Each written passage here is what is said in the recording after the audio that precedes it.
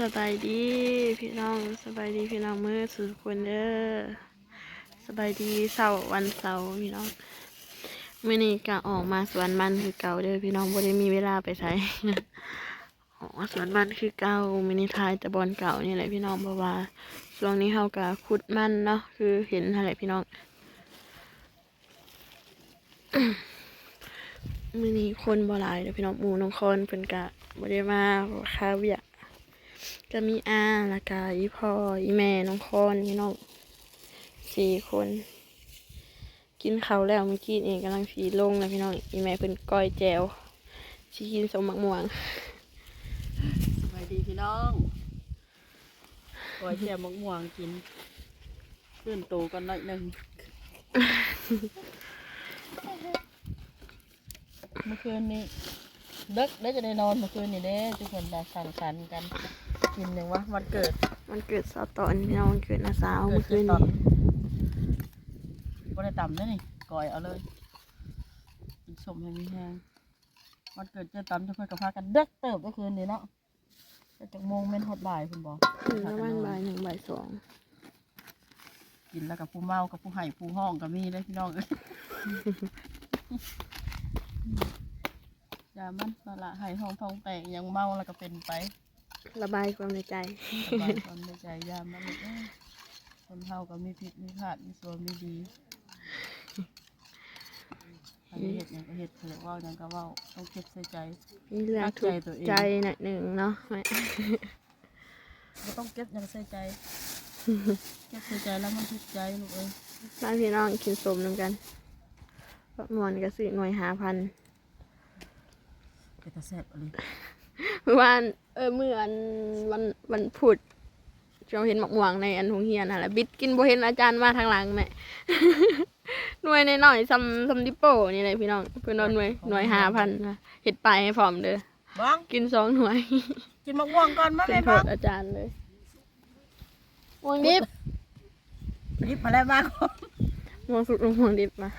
หมูกะหมูเพิ่นกะหากระพื้นมื้อนี้บ่ได้มาแล้วพากันเมื่อสักเครื่องสักอันนั้นก่อนวะ อืม เมื่อพากันนอนเรียนกันคืนนี้ส่วนน้องคอนกับตาตูบตาโปพี่น้อง แม่กับไอ้ต้นลูกอยู่สุดแพงลูกแต่ยามันลูกเอ้ยคนเขาก็ต้องมีส่วนมีดีมีผิดมีพลาดนั่นแหละว่าอย่างก็ว่าได้เห็ดอย่างก็เห็ดแล้วแต่ ตาแสบขนาดม่วง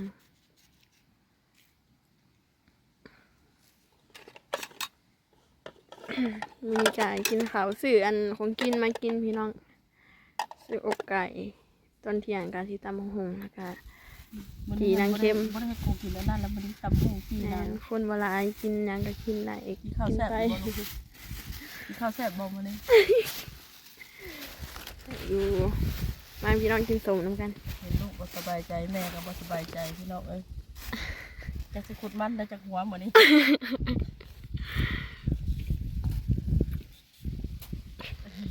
ตาแสบขนาด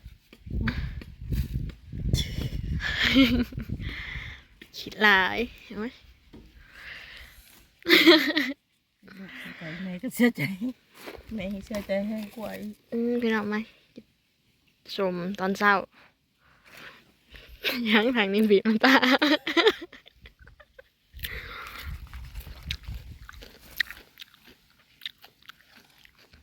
ว่ากินส้มกัน แสบบ้านนั้นบ่จนหาย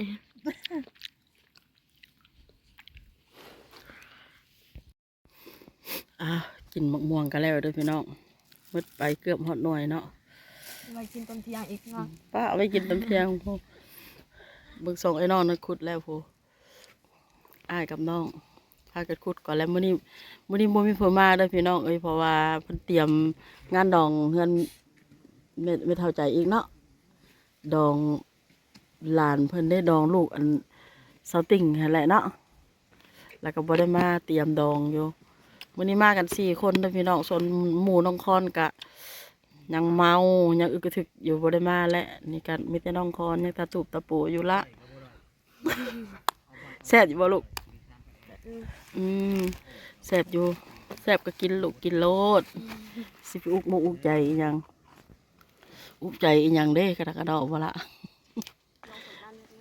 ขอบคุณมันเรื่องไร้สาระลูกเอ้ยน้องคอนกันยังน้อยอยู่เนาะหาก15 16 ปีเนาะพี่น้องมาคิดเรื่องแบบนี้โอ้ยเป็นไปบ่ได้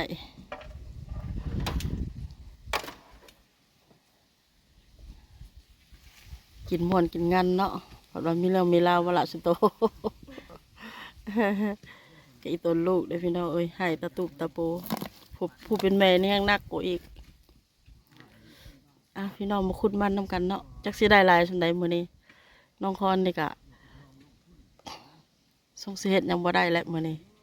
เฮ็ดเล็กๆน้อยๆก็ยาสิให้ลูกพักผ่อนคิดหลายลูกเอ้ยสิ่งที่เฮาไปปล่อยไปก็ปล่อยไปนำสิ่งสิที่มันกระทบกระเทือนจิตใจเฮาต้องปล่อยลูกบ่ต้องเก็บใส่ใจ เก็บใส่ใจลำชิถูกได้ ปล่อยวางโลด ค่ะ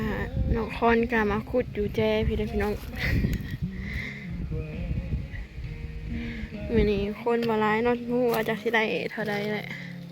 ส่วนอีแม่อีพ่ออาเพิ่นขุดอยู่ทางพุ่นก่อนพี่น้องจะหน่อยสิมาขุดทางพี่นํกันมาพี่น้องมาขุดมันสอนน้องคอนเลย จากสิได้เอาบ่ทิศหน้านี่ก็ยังหลายอยู่นี่ยากนำกระตอใหม่นี่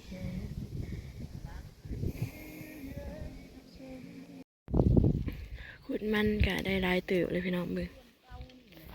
อันนี้บอนอีพออีแม่ขุดพี่น้องมีแต่หัวใหญ่ๆ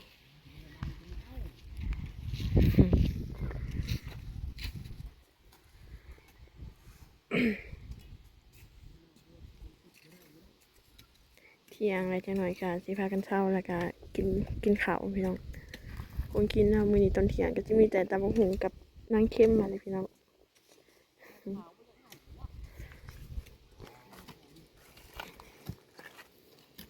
มีจังหวะใหญ่ๆมันขุดมันหลายๆเติบแล้วกำลังสิพากันขึ้นผักพี่น้องบางคนก็สิขึ้นดังไฟจีหนังแล้วก็ยำบักหุ่ง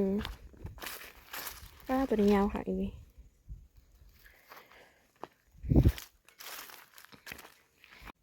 ตำมะฮงแล้วก็จีหนังเนาะพอสมนะพี่น้องเอ้ยสองไอ้น้องมันยังพออยากว่าบ่ทันอันได้ขึ้นได้ คงกินเนาะกับบัวลายปานใดพี่น้องเพราะว่าคนกับบัวลายเนาะมื้อนี้ กินไปแบบนี้แหละบ่ได้เฮ็ดแกงเฮ็ดหยังมื้อนี้กินดำกับ แนวหมักของน้องพรอยู่แล้ว แม่นจีหนังจำแจวก็แล้วพอสมพี่น้องเอ้ยตอนนี้ก็13:30แล้วบ่ละสิฮอด2:00น แม่2 โมงยังเลยพี่น้อง เมื่อยบ่เจ้า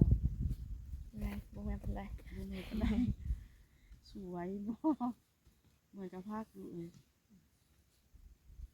กัดมะม่วงนำกันเลยพี่น้อง เมื่อยก็สู้ให้แล้วบ่ทีนี้บ่แล้วอีกเด้พี่น้องเอ้ยสิเป็นวันเสาร์วันอาทิตย์หน้าอีกแล้วเนาะ แม่ กันยังหลายอะไร ขายเครื่องบ่จ้ะนี่ ให้มื้อนี้แหละบ่ไปบ่มากก็บ่ได้ขายอีกแล้ว จิตนี้บ่ได้ขายเครื่องเลยพี่น้องอีแม่ บ่ผิดแล้ว มาสวน ได้อยู่เฮ็ดกินให้เขามื้อนี้ก็บ่ได้หาคนเด้บ่ได้ไปหาคนไปเฮ็ดกันตื่นสวยแน่เนาะหน่อยหนึงมื้อนี้ มาแต่เองพี่น้องมาแต่ครอบครัวเองก็3แล้วก็อาผู้หนึงเพิ่นมานำ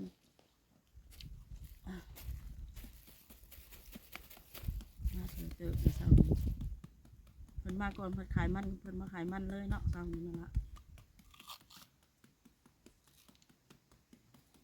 มึงคอนกับผมซีมีเมื่อยแล้วพี่น้อง มะม่วง มื้ออื่นกับบางเทื่อก็ใช้เพิ่นพักผ่อนและพักเครื่องบ่ล่ะกันบ่สิพักนํแม่บอกให้พักก็บ่พักมาซอยแม่บ่ได้อยู่แม่ก็ใช้ก็ไปนำพ่อแม่ก็ใช้ก็ไปลูกสาวเดียวแม่สุดใจ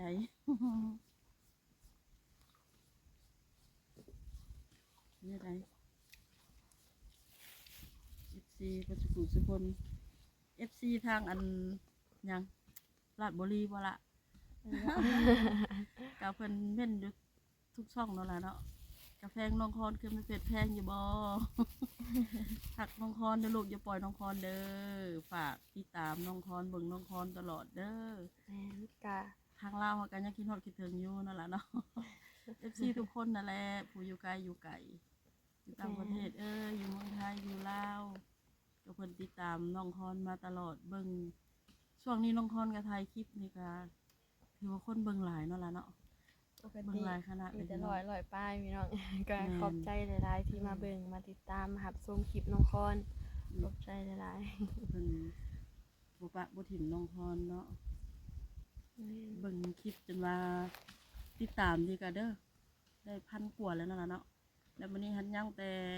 ชั่วโมงเนาะยัง ส บ่ ม ผ่า อน งยัง เนาะ บ่ผ่านพี่น้องติดตามกันไปนะเด้อ ถ้าชั่วโมงผ่านนี่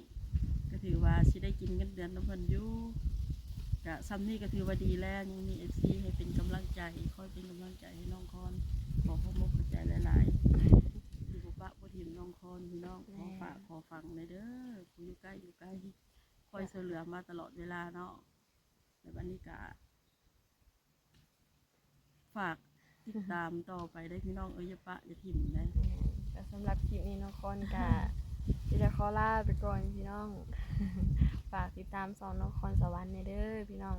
ฝากส่องลูกสาวได้พี่น้องเด้อ ลาไปก่อนพี่น้องสบายดี มาดี บาย